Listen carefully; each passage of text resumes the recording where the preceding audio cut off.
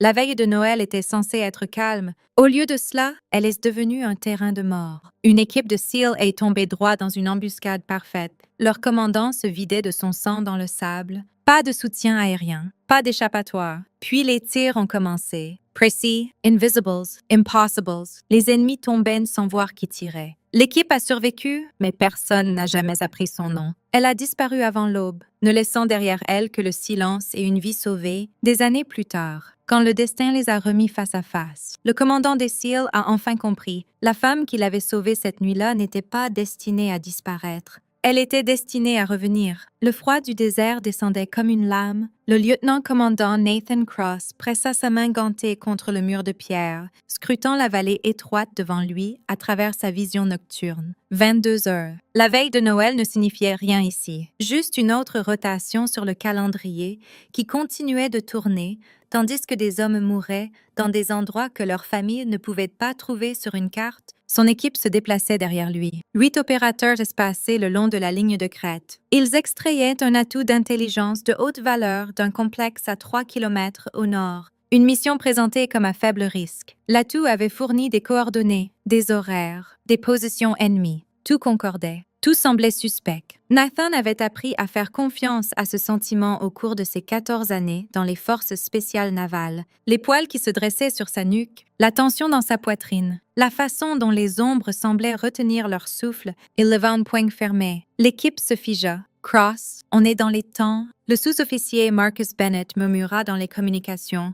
L'atout attend. La fenêtre se ferme dans 15 minutes. Nathan étudia la vallée, des murs lisses, des points d'étranglement naturels, des champs de tir parfaits depuis des positions élevées. Si on voulait tuer une équipe traversant ici, c'est là qu'on le ferait. Tenez position, dit-il doucement. Envoyez le drone en avant. Des parasites crépitèrent dans son oreille. Pas une interférence, un brouillage. Le flux du drone mourut avant d'avoir parcouru 50 mètres. La mâchoire de Nathan se serra. Ils étaient déjà dans la zone de mort. Repliez-vous, ordonna-t-il. Bougez maintenant. Les premiers tirs vinrent de 3 directions simultanément. Des éclairs de bouche illuminaient les lignes de crête comme des appareils photo à un concert. Une volée coordonnée conçue pour les clouer sur place. Nathan se laissa tomber derrière un affleurement rocheux, tandis que les balles craquaient au-dessus de sa tête, le son assez tranchant pour fendre un os. Contact à gauche, contact à droite, contact à l'arrière. La voix de Bennett restait stable malgré le chaos. L'entraînement surpassait la panique. Toujours. Nathan riposta vers la crête.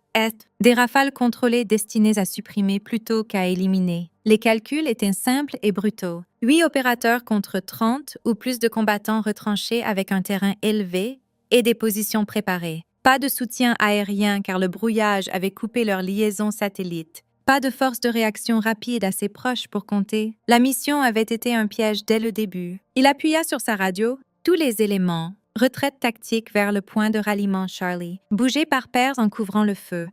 L'équipe commença à reculer. 2 hommes tirant pendant que 2 bougeaient, disciplinés même alors que l'ennemi se rapprochait. Ils avancèrent de 20 mètres avant que les mortiers ne commencent. Le premier obus toucha 9 mètres à gauche de Nathan, le couvrant de roches et de sable. Le second était plus proche. Ils ajustèrent le tir, corrigeant à chaque impact. Nathan plongea derrière un amas de rochers. Quand il leva les yeux, il vit le sous-officier Jake Morrison traîner le chef Samuel Rodriguez vers un abri. La jambe de Rodriguez était déchirée sous le genou, le sang noir sous la lumière des étoiles. Morrison le tenait sous les épaules, reculant, tirant d'une main sur des ombres, puis la tête de Morrison bascula en arrière. Il s'effondra sans un bruit, une balle propre à travers la tempe.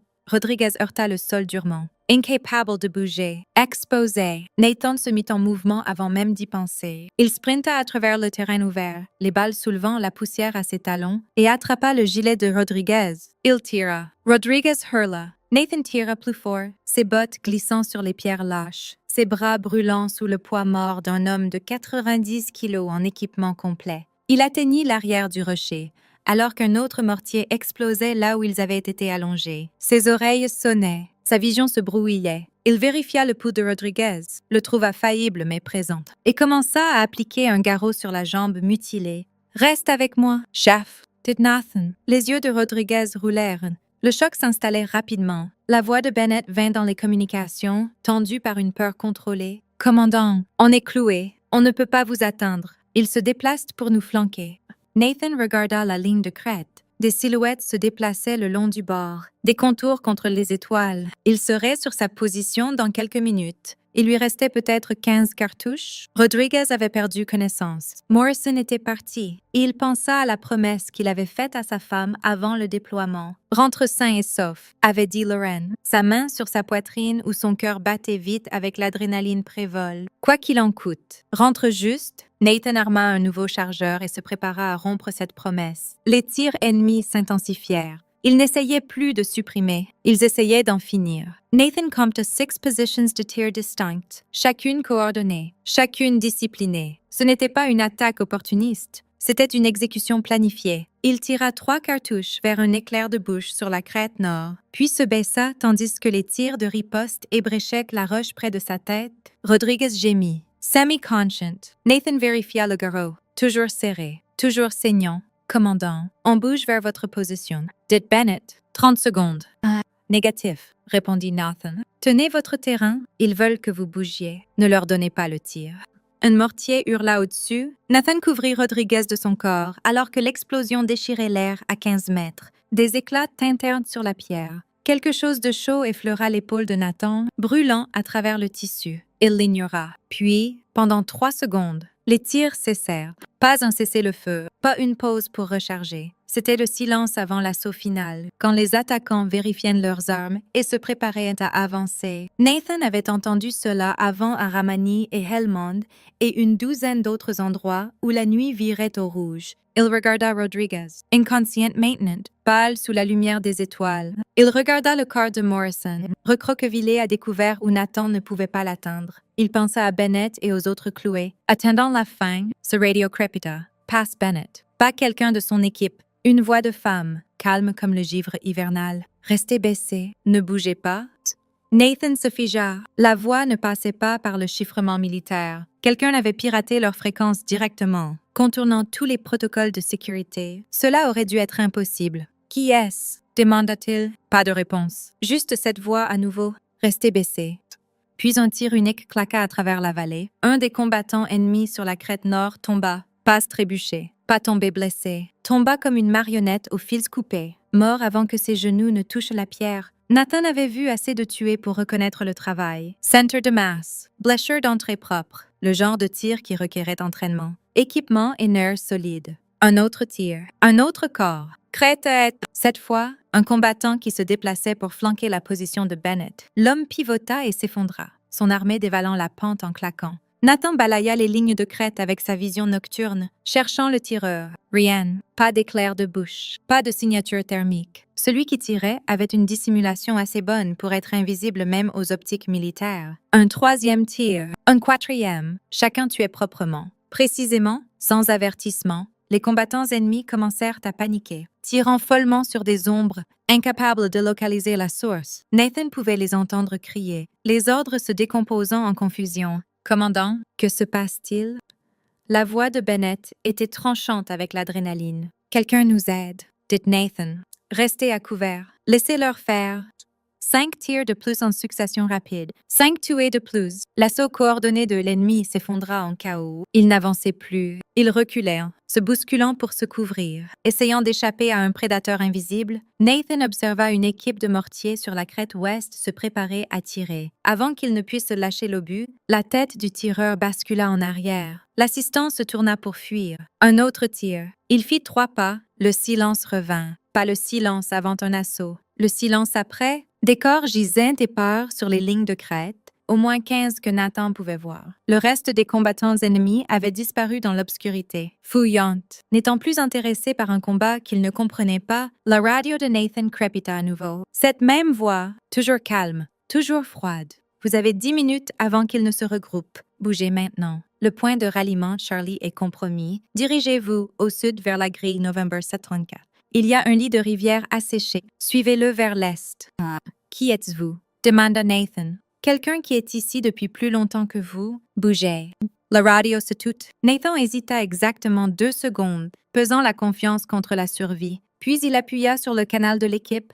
Tous les éléments. Nouveau point de ralliement. Grill November 734. Direction Sud. Bougez par équipe de 2. Je porte Rodriguez. Bennett. Vous êtes en pointe. Reçu. Commandante. Qui était-ce à la radio? Je ne sais pas. Dit Nathan. Mais ils viennent de nous sauver la vie.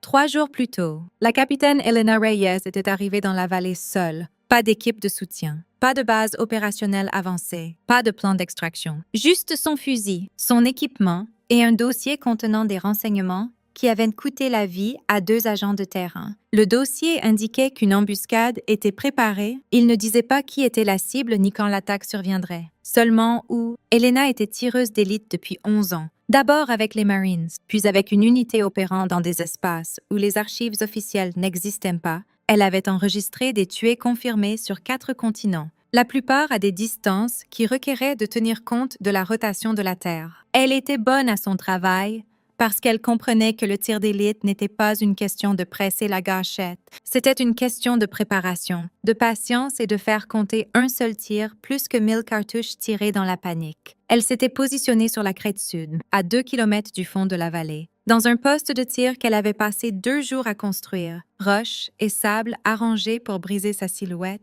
filet de camouflage assorti précisément à la couleur du terrain, une position avec des lignes de vue claires sur toutes les routes d'approche, et assez de dissimulation pour que l'imagerie thermique la lise comme une simple pierre froide.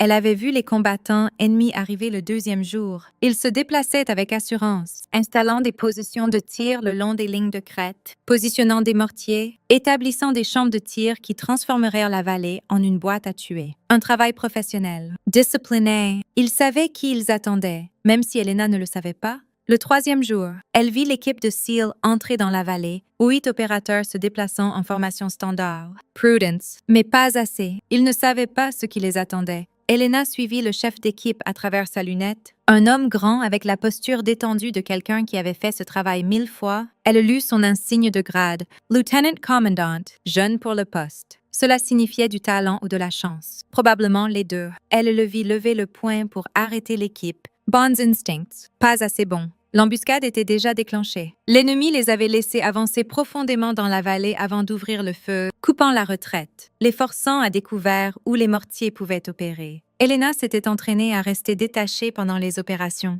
L'émotion compromettait la précision. L'hésitation signifiait la mort. Généralement pour la personne qu'on essayait de protéger. Mais en voyant l'équipe de SEAL subir des pertes, en les voyant mener à un combat qu'ils ne pouvaient gagner, elle sentit quelque chose de froid et tranchant s'installer dans sa poitrine. Elle vit le chef d'équipe sprinter à travers le terrain ouvert pour tirer son opérateur blessé à l'abri. Brave, stupid. Les deux, l'homme traîna son coéquipier derrière un couvert juste au moment où un mortier explosait, là où ils avaient été allongés. Il aurait dû être mort. La chance était la seule raison pour laquelle il ne l'était pas. Elena prit une décision qui changerait sa vie, bien qu'elle ne le sût pas encore. Elle pirata la fréquence radio de l'équipe, contournant le chiffrement militaire avec du matériel qui n'existait pas officiellement. Elle leur dit de rester baissés, puis elle se mit au travail. Son fusil était un Macmillan TAC 338 sur mesure chambré pour des munitions. 338 la poids Magnum qui pouvait percer un gilet pare-balles à 2000 mètres. Elle l'avait zéroé 3 jours plus tôt, ajustant pour le vent.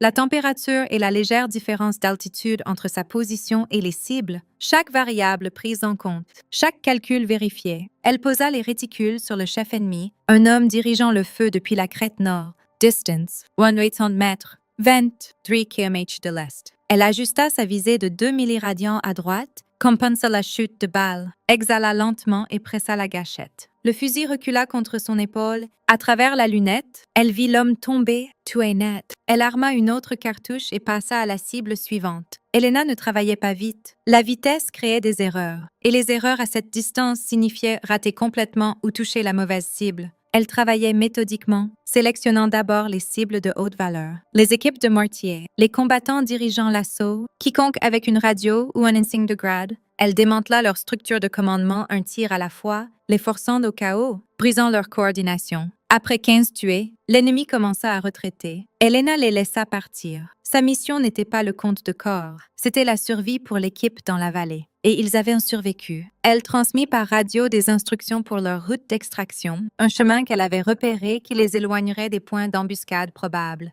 Puis elle observa à travers sa lunette tandis qu'il s'éloignait, le chef d'équipe portant son opérateur blessé, se déplaçant lentement mais vivant. Quand ils furent en sécurité, Elena démonta son fusil, rangea son équipement et commença la longue marche vers son point d'insertion. Elle n'appela pas d'extraction. Elle préférait se déplacer seule, à pied, invisible. Il lui fallut 18 heures pour atteindre la maison sûre. Personne ne la vit arriver. Personne ne la vit partir. Le rapport de mission qu'elle déposa 3 jours plus tard était classifié à un niveau que la plupart des généraux n'avaient pas l'habilitation pour lire. Il disait seulement que les forces hostiles dans la vallée avaient été neutralisées et que des pertes amies avaient été évitées. Il ne mentionnait pas l'équipe de SEAL. Il ne mentionnait pas de nom. Elena ne s'attendait pas à revoir ses opérateurs un jour. Dans son métier, on sauvait des gens sans qu'ils sachent jamais qu'on existait. C'était le but. C'était la règle. Mais parfois, les règles se brisaient. Nathan Cross ne dormit pas pendant 36 heures après l'embuscade. Son équipe atteignit le lit de rivière asséché, le suivit vers l'est jusqu'à une zone d'évacuation où des hélicoptères les extrairent sous le couvert de l'obscurité. Rodriguez survécut assez longtemps pour atteindre l'hôpital de campagne. Morrison ne rentra pas chez lui. Sa famille reçut un drapeau et une histoire qui n'expliquaient rien. Le débriefing eut lieu dans une pièce sans fenêtre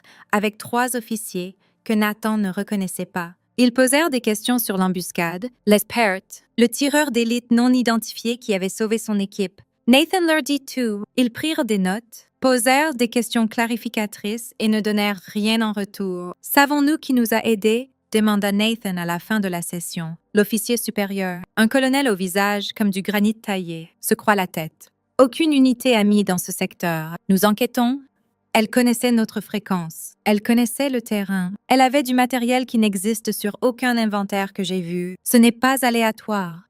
Nous enquêtons, répéta le colonel. Vous pouvez disposer, commandante. Da. Nathan quitta la pièce avec plus de questions que de réponses. Il déposa son propre rapport, détaillé et précis, décrivant chaque tir qu'il avait vu. 15 tués confirmés à des distances qui requéraient une compétence extraordinaire. 0 pertes émises causées par l'intervention. Un tir de précision professionnelle exécuté dans des conditions de combat qui auraient ébranlé la plupart des tireurs. Quiconque elle était, elle avait opéré seule, sans soutien, dans une zone hostile assez longtemps pour installer un poste de tir parfait et recueillir des renseignements sur les positions ennemies. Cela suggérait un entraînement à un niveau que peu d'unités militaires atteignaient. Cela suggérait quelqu'un qui avait fait ce travail avant, de nombreuses fois en de nombreux endroits. Légende.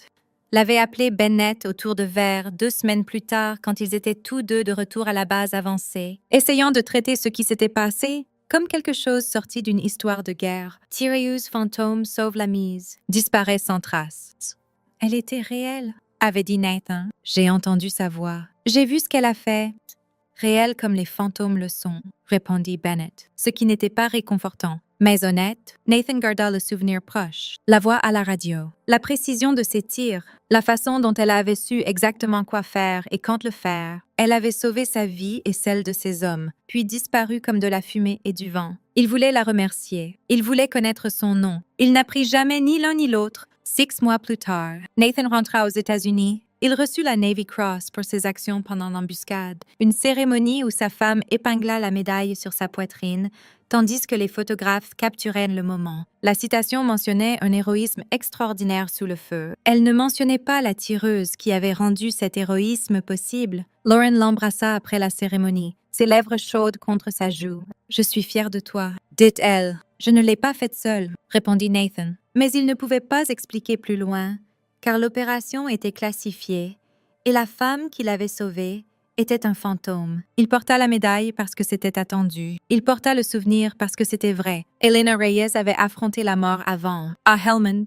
un combattant taliban avait cloué sa position avec une mitrailleuse PKM, tandis qu'elle gisait à plat ventre dans un fossé de drainage. Des balles mâchant la boue à quelques centimètres de sa tête. En Somalie, une embuscade avait tué son observateur et l'avait laissé seul en territoire hostile pendant 3 jours, se déplaçant seulement de nuit, buvant de l'eau des flaques. Attendant une extraction qui avait presque échoué, elle avait appris que la peur était chimique, adrénaline et cortisol inondant le cerveau, exigeant l'action. Elle avait appris à la reconnaître, à l'admettre et à la mettre de côté comme un outil dont elle n'avait pas besoin actuellement. La panique était un luxe pour les gens qui pouvaient se permettre des erreurs. Elena ne le pouvait pas. Mais en voyant le commandant des SEAL traîner son opérateur blessé à l'abri, en le voyant couvrir l'homme de son propre corps, tandis que les mortiers pleuvaient, Elena avait ressenti quelque chose de différent. Pas de la peur, de la reconnaissance. Elle se vit dans ce moment, dans tous les temps où elle était restée sur cible tandis que le monde explosait autour d'elle, tous les temps où elle avait choisi la mission plutôt que la sécurité, parce que la vie de quelqu'un dépendait de son tir. Le commandant allait mourir si elle ne faisait rien. Son équipe allait mourir. Ils étaient tombés dans un piège qui aurait dû être détecté, aurait dû être évité. Et maintenant, ils payaient le prix pour des échecs qui n'étaient pas les leurs. Elena avait pris sa décision dans l'espace entre deux battements de cœur. Elle avait piraté leur radio, leur avait donné des instructions et avait commencé à tirer. 15 cibles éliminées en moins de 10 minutes. Pas son travail le plus rapide,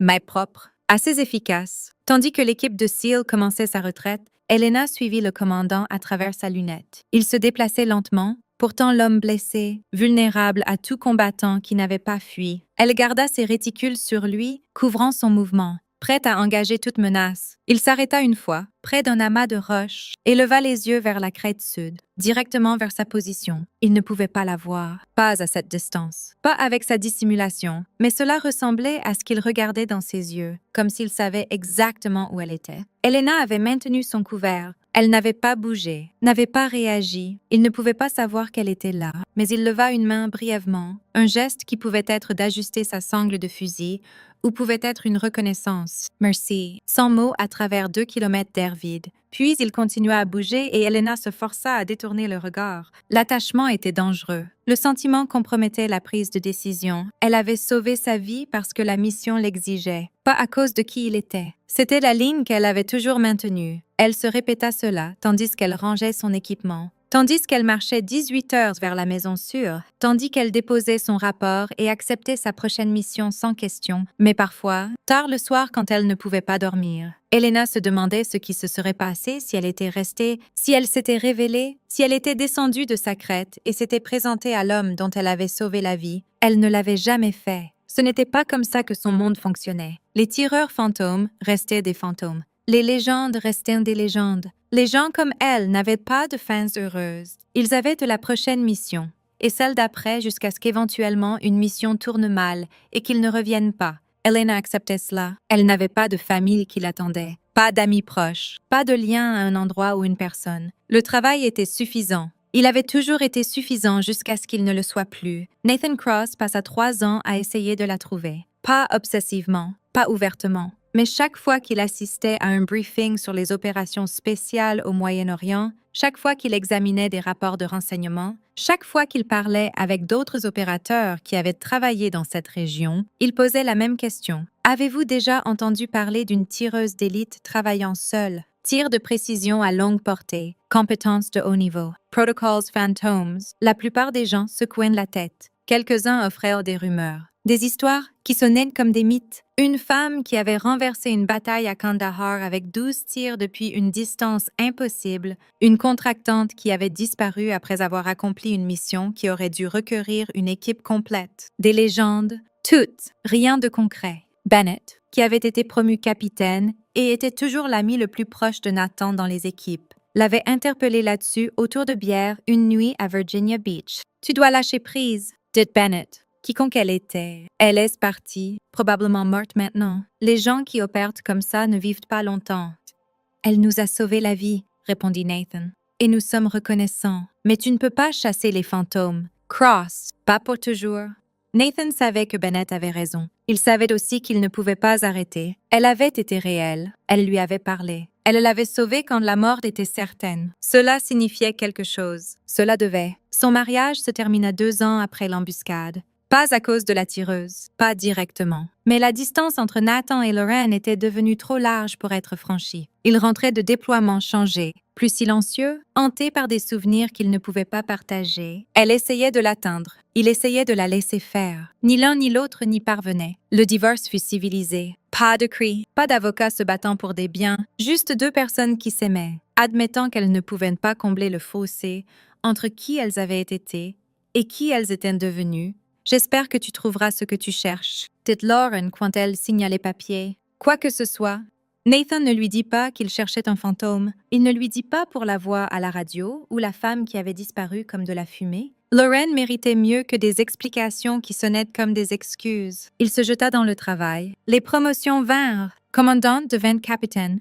Plus de responsabilités, plus de déploiements, plus de missions qui se brouillaient dans sa mémoire. Il était bon à son travail. Il était aussi seul de manière qui n'avait rien à voir avec le célibat. Les années développèrent un pattern. 3 mois déployés, 2 mois à la maison, planifiant des opérations dans des bureaux climatisés, puis les exécutant dans des déserts et des montagnes où la température oscillait de 22 degrés entre le jour et la nuit. Nathan menait des équipes à travers des territoires hostiles, prenait des décisions qui sauvaient des vies ou les terminaient, écrivait des rapports qui seraient classifiés pour des décennies. Il était respecté. Ses hommes lui faisaient confiance. Ses supérieurs valorisaient son jugement, mais le respect et la confiance n'étaient pas la même chose que la connexion. Nathan pouvait partager une tente avec un coéquipier pendant des semaines, affronter la mort ensemble, se tirer mutuellement à travers des situations impossibles, et pourtant ne jamais connaître le prénom du premier enfant de l'homme, ou s'il préférait le café ou le thé. La solitude était un bourdonnement bas sous tout,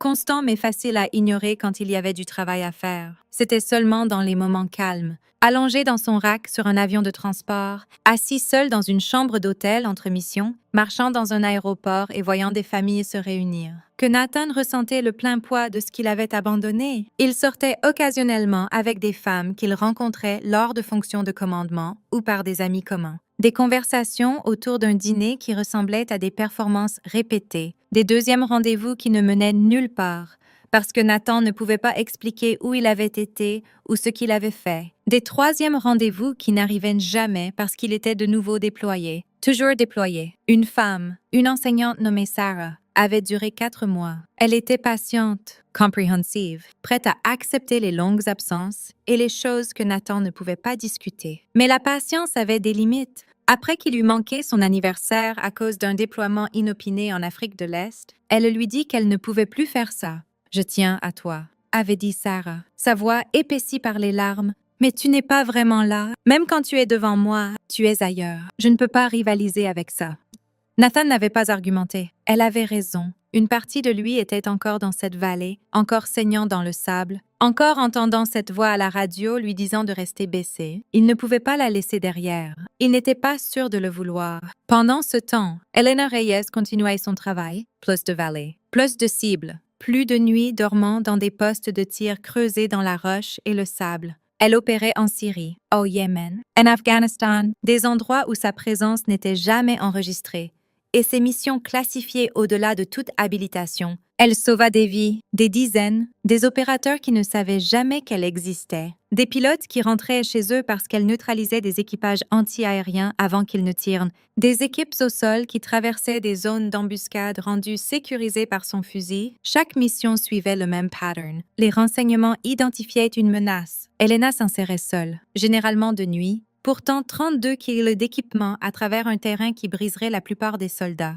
Elle trouvait une position, parfois marchant des jours pour atteindre le poste parfait. Puis elle attendait, immobile pendant des heures ou des jours, jusqu'à ce que le moment vienne de tirer. L'attente était la partie la plus dure, pas l'inconfort physique de rester allongé dans des températures extrêmes, pas la discipline mentale de rester concentré à travers l'épuisement et la faim. L'attente était dure parce qu'elle laissait du temps pour penser, et penser menait à des questions qu'Elena ne pouvait pas répondre. Pourquoi faisait-elle ça à l'origine? C'était simple. Elle était bonne. L'armée avait besoin de gens qui pouvaient faire ce qu'elle faisait et le travail comptait. Sauver des vies américaines, protéger la sécurité nationale, rendre le monde plus sûr, une balle à la fois. Mais après 11 ans, après des centaines de cibles éliminées, après avoir dormi dans plus de pays que la plupart des gens n'en visitaient dans une vie, Elena avait commencé à se demander si tout cela faisait une différence. Pour chaque commandant ennemi qu'elle tuait, 3 autres prenaient sa place. Pour chaque embuscade qu'elle empêchait, une autre réussissait ailleurs. La guerre ne finissait jamais. Elle se déplaçait juste. Elle avait perdu le compte de ses tués confirmés. Après avoir atteint 200, le nombre était insignifiant. Chacun était une personne avec une famille, une histoire, une vie qui se terminait parce qu'Elena pressait une gâchette. Elle se disait qu'ils étaient des menaces, qu'ils auraient tué des Américains s'ils en avaient eu l'occasion. C'était vrai. C'était aussi incomplet. Elena avait vu les conséquences de son travail une fois. Des années plus tôt, un convoi avait été embusqué et elle avait tué 7 combattants depuis près de 6 km. Des tirs précis qui avaient mis fin à l'engagement en moins de 3 minutes. Plus tard, quand la zone était sécurisée, elle avait marché sur le site, des corps gisaient où ils étaient tombés. Un homme avait une photographie dans sa poche. Femme et enfant souriant à la caméra. Elena avait regardé cette photographie longtemps avant de la replier soigneusement et de la remettre où elle l'avait trouvée. Elle n'avait plus regardé de site d'après-combat après ça. Mieux valait garder la distance. Mieux valait voir les cibles à travers une lunette à distance. Où elles étaient des silhouettes plutôt que des personnes. Des objets plutôt que des vies. Mieux valait faire le job et passer à la suite avant que l'humanité de la chose ne la rattrape. Mais le commandant des SEAL avait été différent. En le voyant risquer tout pour sauver son coéquipier, en le voyant refuser de laisser un homme derrière même quand la survie signifiait l'abandonner, Elena avait été rappelée pourquoi le travail comptait. Pas à cause de la géopolitique ou de la sécurité nationale, mais à cause de gens qui valaient la peine d'être sauvés, parce que le courage existait, et parfois le protéger signifiait presser une gâchette depuis 2 kilomètres. Elle avait pensé à lui souvent dans les années qui suivirent, pas romantiquement. Pas initialement, mais elle se demandait s'il avait survécu à la guerre, s'il était rentré chez lui auprès de la famille qui l'attendait, s'il se souvenait de cette nuit, ou si c'était devenu juste un autre appel proche dans une carrière pleine d'eux. Aucun d'eux ne connaissait son nom. C'était intentionnel. C'était le protocole. Les tireurs fantômes opéraient en dehors des chaînes de commandement normales. Ne rapportant qu'à des gestionnaires existants dans les ombres bureaucratiques, Elena préférait ça comme ça. Pas de reconnaissance signifiait pas d'attente. Pas d'attachement signifiait pas de perte quand les missions tournaient mal, mais elle pensait au commandant des SEAL plus souvent qu'elle ne l'admettait. Son visage à travers sa lunette, stable malgré le chaos, la façon dont il avait priorisé son opérateur blessé sur sa propre sécurité, le geste qu'il avait fait, cette reconnaissance brève à travers 2 kilomètres, merci sans mots. Elle se demandait s'il était vivant, s'il se souvenait de cette nuit, s'il pensait jamais à la femme qui l'avait sauvé. Elle ne le saurait jamais. C'était le prix d'être un fantôme. On sauvait des gens, et puis on disparaissait, et ils continuaient leur vie, tandis qu'on passait à la mission suivante. Elena se disait qu'elle était bien avec ça. La plupart des jours, elle y croyait. 5 ans après l'embuscade, Nathan Cross fut promu capitaine et prit un poste au Naval Special Warfare Command à Coronado. Travail d'état-major, stratégie, rotations d'entraînement. Il se déployait encore, mais moins fréquemment. Et ses missions impliquaient plus de planification que d'exécution. Il avait 42 ans. Non marié, vivant dans un condo qui ressemblait plus à une chambre d'hôtel qu'à un foyer, il courait chaque matin le long de la plage. 7 kilomètres avant le lever du soleil. Une méditation qui lui éclaircissait l'esprit et gardait les souvenirs à distance. La plupart du temps, les cauchemars venaient moins souvent maintenant. Il pouvait dormir la plupart des nuits sans voir la tête de Morrison basculer en arrière, sans entendre Rodriguez hurler, sans sentir le poids d'un homme mourant dans ses bras. La thérapie avait aidé, le temps avait aidé plus, mais certains souvenirs restaient tranchants, peu importe les années passées. Il pensait moins fréquemment à la tireuse, mais les pensées ne disparaissaient jamais entièrement. Elle était une présence au fond de son esprit, une question sans réponse. Il avait arrêté de demander aux gens s'ils avaient entendu parler d'elle. Le silence lui avait tout dit. Bennett visitait une fois par an, généralement autour de Noël. Une tradition que ni l'un ni l'autre n'admettait à voix haute. Ils buvaient du whisky et parlaient de rien d'important jusqu'à ce que Bennett apporte inévitablement l'embuscade.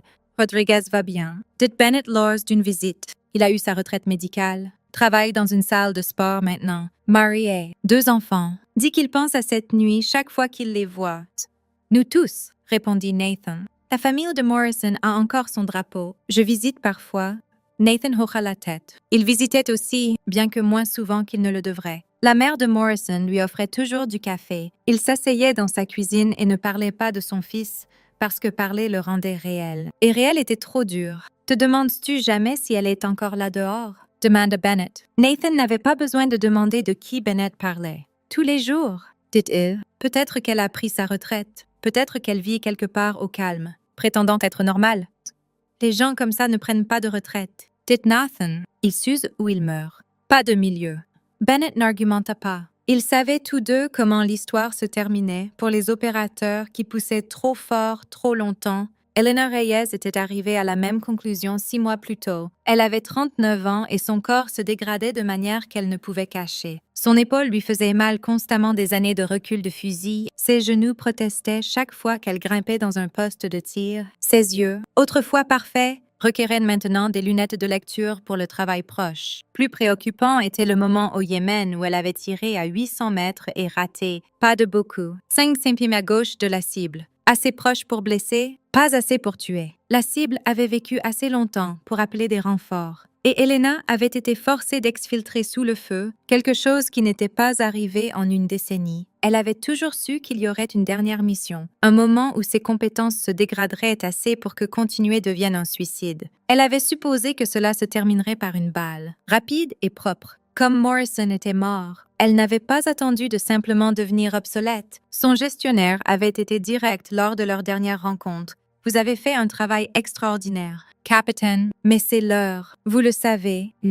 Elena n'avait pas argumenté. Le déni était pour les gens qui ne pouvaient pas affronter la réalité. Elle avait rangé son équipement, déposé son rapport final et accepté les papiers de décharge qui n'apparaîtraient jamais dans aucun dossier officiel. Elle déménagea au Montana dans une cabane à 64 km de la ville la plus proche, où le silence était assez épais pour ressembler à une présence. Elle se disait qu'elle allait bien. Elle se disait qu'elle ne manquait pas le travail. Elle se mentait chaque jour. La cérémonie commémorative eut lieu en novembre au Naval Special Warfare Center. 23 opérateurs étaient morts dans un crash d'hélicoptère au Niger. La pire perte en une seule journée que la communauté des SEAL ait subie en des années. Nathan y assista en uniforme de cérémonie, debout parmi des centaines d'autres guerriers, tous silencieux, tous portant leurs propres fantômes. La cérémonie fut digne. Formel. Il y eut des discours sur le sacrifice et l'honneur, sur le prix de la liberté et la dette due à ceux qui l'avaient payée. Nathan écouta d'une oreille distraite, l'autre moitié dérivant vers des souvenirs de ses propres pertes.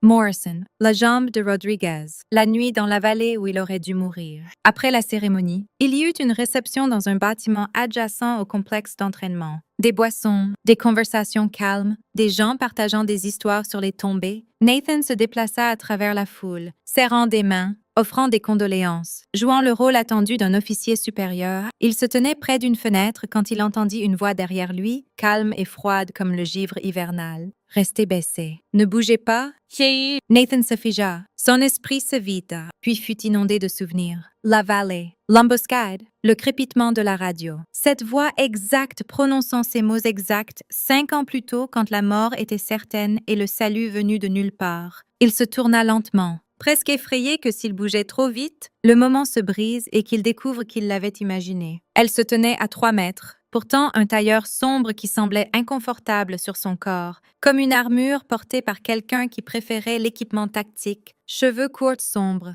yeux tranchants, qui suivaient les mouvements avec une conscience prédatrice, une cicatrice le long de sa mâchoire, faible mais visible. Elle était belle de la façon dont un couteau est beau, élégante et dangereuse. Nathan la fixa. Elle le fixa en retour, son expression indéchiffrable. « Vous, dit-il, le mot à peine au-dessus d'un murmure. « Moi, confirma-t-elle, 5 ans que je vous cherche. Tout le monde disait que vous étiez un fantôme. »« Je l'étais, répondit Elena. Je ne le suis plus. » Nathan s'approcha, étudiant son visage, le gravant dans sa mémoire au cas où ce moment disparaîtrait. Elle ne recula pas, ne tressaillit pas, soutint son regard avec la même stabilité qu'il avait vue à travers sa lunette quand il avait levé les yeux vers la crête sud. « Pourquoi êtes-vous ici ?» demanda-t-il. « Un des hommes qui sont morts était mon observateur il y a 10 ans. Avant que je ne passe solo, je lui devais ça.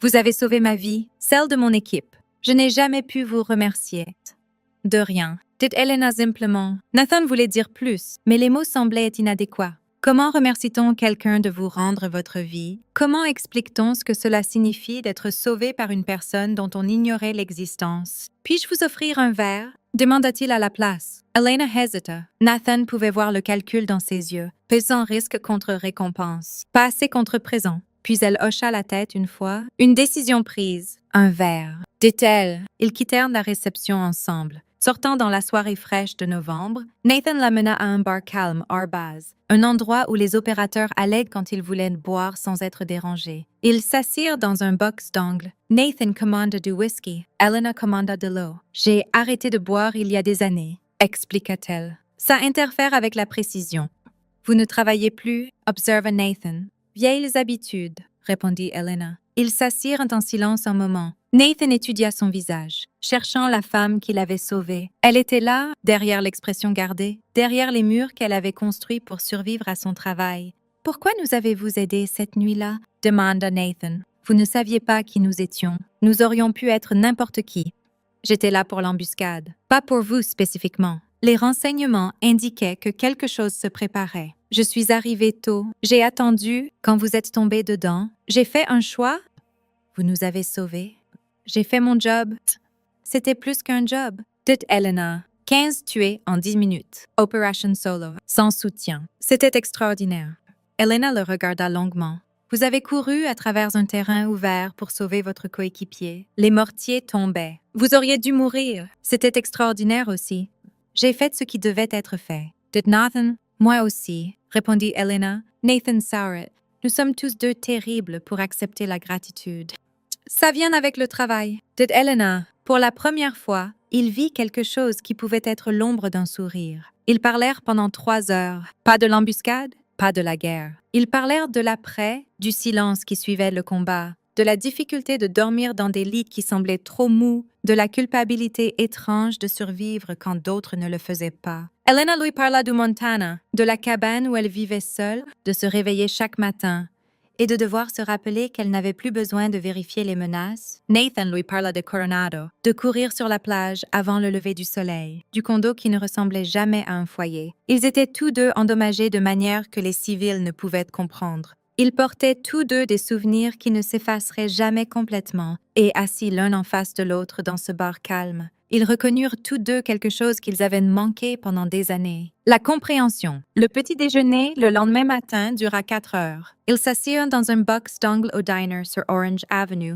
buvant du café qui refroidissait tandis qu'ils parlaient. Elena raconta à Nathan son premier tué, un commandant taliban dans la province de Helmand qui coordonnait des attaques sur des patrouilles de Marines. Elle avait 26 ans, fraîchement qualifiée, nerveuse malgré son entraînement. Le tir avait été propre à 1100 mètres et elle avait vomi après. Adrénaline et poids moral combinés pour la submerger. Nathan lui raconta son premier déploiement de combat en Irak. Nettoyer des maisons à Fallujah avec des insurgés dans chaque ombre. Le moment où il réalisa que tout son entraînement ne pouvait pas le préparer à la réalité de quelqu'un essayant de le tuer, il avait 23 ans, enseigne, Fred de Buds, et il avait été terrifié chaque jour pendant 6 mois. Ils parlèrent de la peur, de comment elle ne partait jamais vraiment. Juste devenait familière assez pour fonctionner à travers de la différence entre courage et imprudence, et comment cette ligne se brouillait quand des gens dépendaient de vous, du poids des décisions prises en fractions de secondes, qui portaient des conséquences pour des vies entières. Quand Elena dut enfin partir pour son vol, Nathan la raccompagna au retour de la voiture de location. Ils se tinrent dans le parking, entourés des sons banals d'un monde civil qui semblait étranger à tous deux. « Puis-je t'appeler » demanda Nathan. Elena sortit un petit carnet de sa poche, écrivit un numéro et le lui tendit. « C'est un portable que je réponds vraiment. » Elle le dit. Je change souvent de numéro, force de l'habitude, mais je garderai celui-ci actif un moment.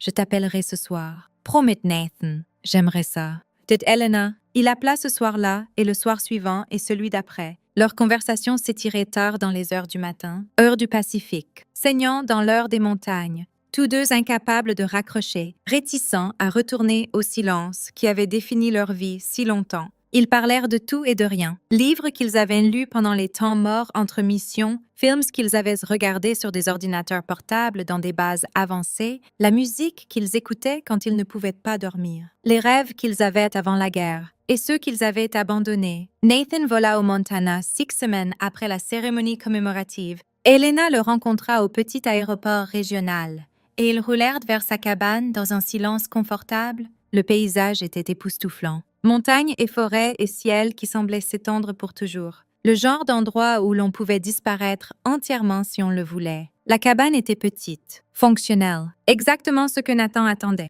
Une chambre, une pièce principale avec une cheminée, une cuisine à peine assez grande pour se tourner. Il y avait un coffre-fort à fusil dans le coin, précision militaire dans la façon dont tout était organisé. Pas de décoration sauf une seule photographie sur la cheminée. Nathan prit la photographie. Une Elena plus jeune en uniforme des Marines debout avec un autre Marine, tous deux souriant à la caméra. La confiance facile de gens qui se pensaient invincibles. « Mon observateur » dit Elena doucement, « celui qui est mort dans le crash d'hélicoptère. Nous avons fait 3 déploiements ensemble. Il était la seule personne qui savait tout de moi et j'étais la seule qui savait tout de lui. Quand il est mort, j'ai perdu la dernière personne qui comprenait. Jusqu'à maintenant. » dit Nathan, jusqu'à maintenant. Acquiesça Elena. Cette visite devint la première de nombreuses. Nathan volait au Montana chaque fois qu'il avait une permission. Elena faisait occasionnellement le voyage à San Diego, bien qu'elle semblât toujours inconfortable en Californie, préférant l'isolement de ces montagnes aux foules et au bruit de la côte. Ils ne se précipitèrent dans rien. Tous deux avaient été brûlés avant par des mariages qui ne pouvaient survivre au poids des secrets et des déploiements, par des relations qui s'effondraient sous la tension de ce qu'ils ne pouvaient pas dire. Ils prirent leur temps, apprenant l'un l'autre lentement, construisant la confiance de la façon dont ils avaient construit tout le reste dans leur vie, méthodiquement, soigneusement, avec pleine conscience que les erreurs portaient des conséquences. 6 mois plus tard, Nathan demanda à Elena de lui enseigner le tir à longue portée. Ils roulèrent à un champ de tir privé à 3 heures de sa cabane, un endroit où ils pouvaient s'entraîner sans question ni observateur. Elena installa des cibles à des distances qui semblaient impossibles, puis montra à Nathan les maths qui les rendaient réalisables. Nathan était un tireur compétent, entraîné à engager des cibles à des distances typiques pour le combat au corps à corps. Mais regarder Elena travailler était comme regarder une artiste. Elle lisait le vent comme une langue, compensait des variables qu'il n'avait pas su exister, faisait des tirs qui défiaient toutes ses suppositions sur ce que les fusils pouvaient faire. « Tu es un naturel », dit Nathan après qu'elle eut touché une cible à 1400 mètres. « Premier tir. »« Pas de telle chose », répondit Elena. « C'est 10 000 heures de pratique. Le talent naturel pourrait te mener à 600 mètres. Tout au-delà est du travail. » 1 an après leur rencontre, Nathan fut offert une promotion à capitaine qui requérait qu'il déménage en Virginie pour un poste d'état-major au Pentagone. Bon pour sa carrière, terrible pour voir Elena. Il la refusa sans hésitation, acceptant à la place un mouvement latéral qui le gardait en Californie. Quand il dit à Elena ce qu'il avait fait, elle fut silencieuse longtemps. « Tu n'aurais pas dû faire ça »,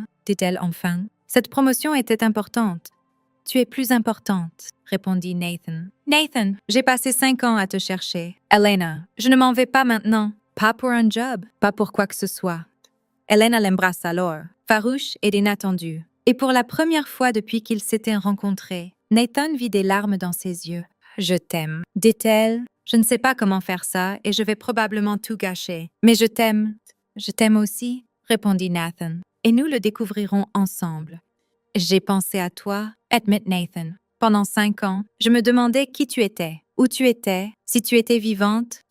J'ai pensé à toi aussi. Dit Elena doucement. Je me disais que ça n'importait pas, que tu étais juste un autre opérateur que j'avais soutenu, que te sauver n'était pas différent d'une autre mission, mais c'était différent.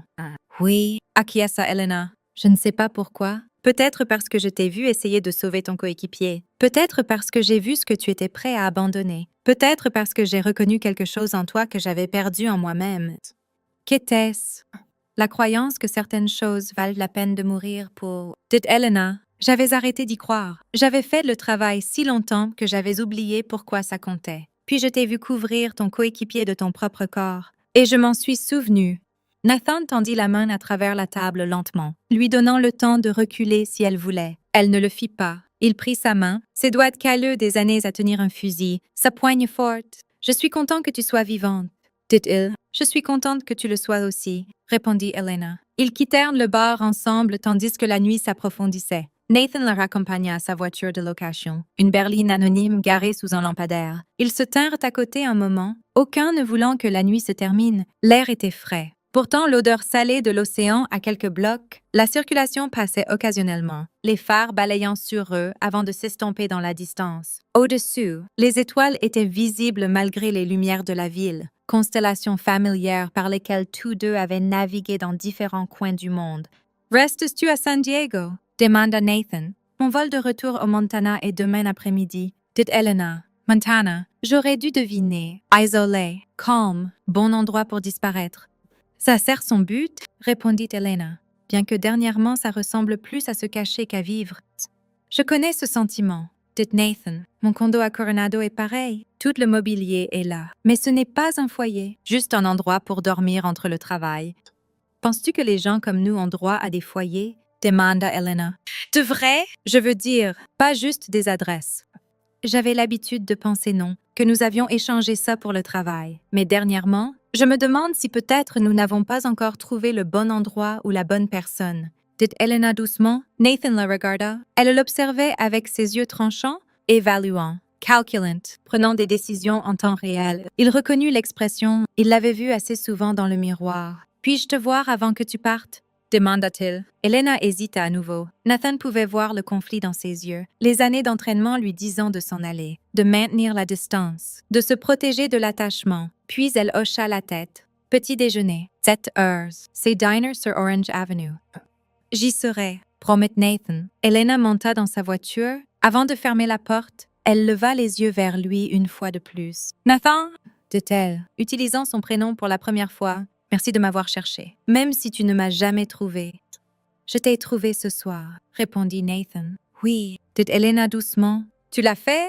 Elle s'éloigna en voiture. Nathan regarda ses feux arrière disparaître dans la circulation. Il resta là longtemps, ressentant quelque chose qu'il n'avait pas ressenti depuis des années. L'espoir. 18 mois plus tard, par un matin froid de décembre, Nathan Cross et Elena Reyes se tinrent devant un petit rassemblement dans une chapelle surplombant l'océan Pacifique. Pas d'uniforme de cérémonie, pas d'honneur militaire, pas de drapeau ou de cérémonie, juste deux personnes qui s'étaient trouvées dans l'après-guerre, choisissant de construire quelque chose de nouveau des décombres de ce qu'elles avaient survécu. Bennett se tenait comme témoin de Nathan, ses yeux humides malgré ses meilleurs efforts. Rodriguez assiste avec sa famille, marchant avec une canne, mais marchant. Une poignée d'autres opérateurs étaient dispersés dans les bancs, des hommes qui comprenaient ce que ce moment signifiait sans besoin d'explication. Elena n'avait pas de famille à inviter, pas d'anciens amis, mais son ancien gestionnaire avait envoyé une carte, non signée, avec une seule phrase écrite dedans. « Les fantômes méritent aussi d'être heureux. »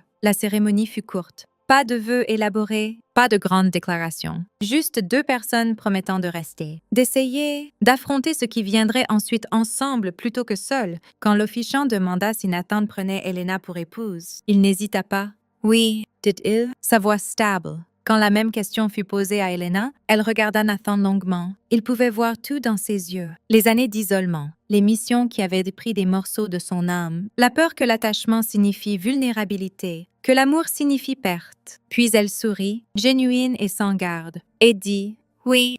Ils s'embrassèrent. Pas le baiser dramatique hollywoodien des films et fictions, un baiser qui avait le goût du soulagement. Comme rentrer chez soi après des années d'errance, comme trouver quelque chose dont on ne savait pas qu'on avait besoin jusqu'à ce qu'il soit enfin sien. Après la cérémonie, Bennett prit Nathan à part. « Tu l'as fait ?» dit-il. « Tu as trouvé ton fantôme. » « Elle n'a jamais été un fantôme, » répondit Nathan. « Elle attendait juste d'être trouvée. » Morrison l'aurait aimé. Dit Bennett doucement, « Il l'aurait. » Acquiesça Nathan. Elena se tenait à la fenêtre de la chapelle, regardant l'océan. Nathan la rejoignit. Enveloppant son bras autour de ses épaules, elle s'appuya contre lui, confortable avec le contact d'une manière qui avait pris des mois à développer. « À quoi penses-tu » demanda-t-il. « Qu'il y a 5 ans j'étais allongée dans la poussière, essayant de te garder en vie, et maintenant nous sommes ici. La vie est étrange. »« Elle est laide, » dit Nathan. « Mais je suis contente pour elle. » Acquiesça Elena. « Je suis contente de t'avoir sauvée cette nuit-là. Je suis contente que tu n'aies jamais arrêté de chercher. » J'aurais cherché pour toujours. Dit Nathan. « Je sais, » répondit Elena. « C'est pourquoi j'ai arrêté de me cacher. » Ils se tinrent ensemble, regardant le soleil se coucher sur le Pacifique. Deux personnes qui avaient survécu à des chances impossibles pour se trouver. La guerre était derrière eux. Les missions étaient terminées. Ce qui les attendait était incertain, mais ils l'affronteraient ensemble. Noël 26 jours plus tard, Nathan et Elena le passèrent au Montana dans la cabane où elle avait vécu seule si longtemps. Ils cuisinèrent le dîner ensemble, quelque chose dont ni l'un ni l'autre n'était particulièrement bon. Ils s'assirent près du feu et ne parlèrent pas du passé. Ils planifièrent un avenir à la place. Tandis que minuit approchait, Elena tira Nathan dehors. La neige tombait, épaisse et silencieuse, couvrant le monde de blanc. Ils se tinrent dans la clairière près de la cabane, leur souffle visible dans l'air froid. « Il y a 5 ans ce soir, je t'ai sauvée, » dit Elena. « Et tu m'as sauvée depuis, » répondit Nathan. « Nous nous sauvons mutuellement, » répondit Nathan. « C'est ce que c'est. » Elena l'embrassa tandis que la neige tombait autour d'eux, tandis que la veille de Noël se transformait en matin de Noël, tandis que le passé cédait enfin au présent. Elle avait été un fantôme si longtemps, invisible itself, vivant dans les espaces entre missions où la vie normale ne pouvait atteindre, mais debout là avec Nathan, sentant ses bras autour d'elle. son cœur battant stable contre sa poitrine. Elena comprit que les fantômes pouvaient redevenir réels, que les légendes pouvaient sortir des histoires et entrer dans la vie, que sauver quelqu'un pouvait signifier être sauvé en retour. La tireuse qui avait disparu dans la légende était enfin rentrée à la maison. Et Nathan Cross, le commandant qui n'avait jamais arrêté de chercher, avait enfin trouvé ce qu'il cherchait. Pas un fantôme, pas une légende, juste une femme qui avait été assez brave pour le sauver, et assez brave pour se laisser sauver en retour. When they make it hard.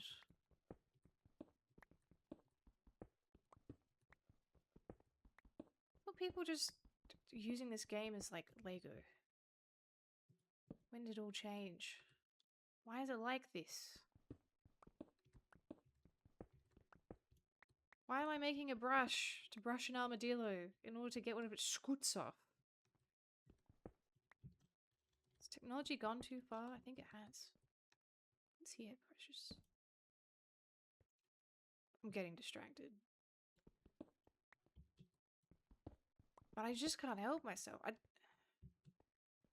Why am I doing this? This would achieve nothing, eh?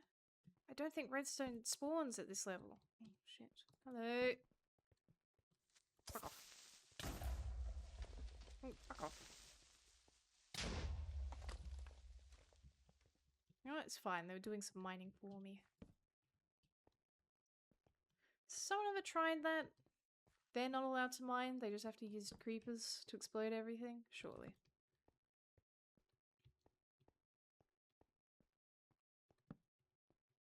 Is my mountaintop much, much bigger than I thought it was? It's really appearing like it. Oh! Well, we get some jazzy piano. Sup? Oh, do I have a... Don't have my bow, do I, huh? No. I don't think I have... Okay.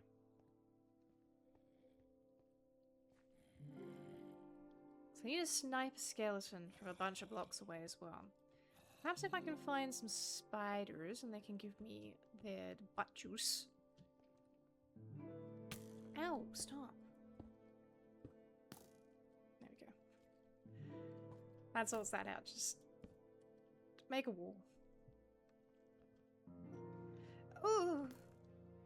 Lord almighty, it's been a little while since I've actually touched this game. I need the constant practice, otherwise it all falls apart. Hello! Oh, wait. String? Don't mind if I do. You are such an idiot. Grow up. Grow up. Make some muscles. Shit. Ow. Ow! Owie, wowie, zowie. Freaking nasty mountaintop.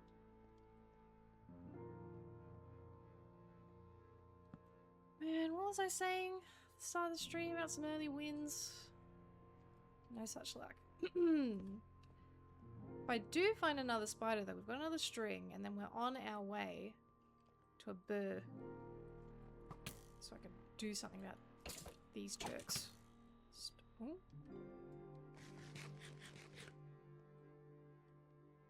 So long, Gay Bowser.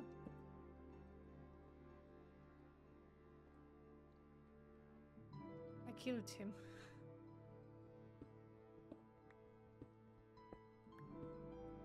Okay, as I was trying to do, little natural staircase. Really bring together this beautiful pit, the natural staircase. And some light. Yes, yes.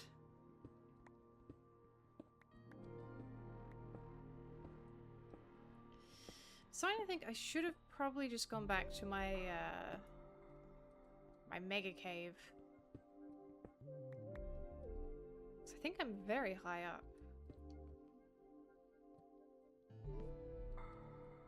Even by going down. Okay. Can get back up. Lovely.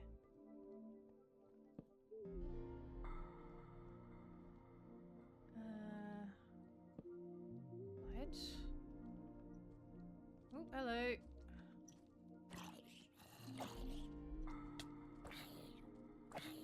bastard zombies!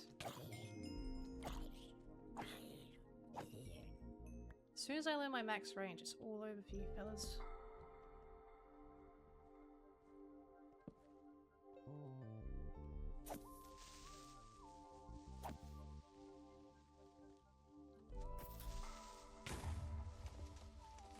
Really nice all of Minecraft has chosen to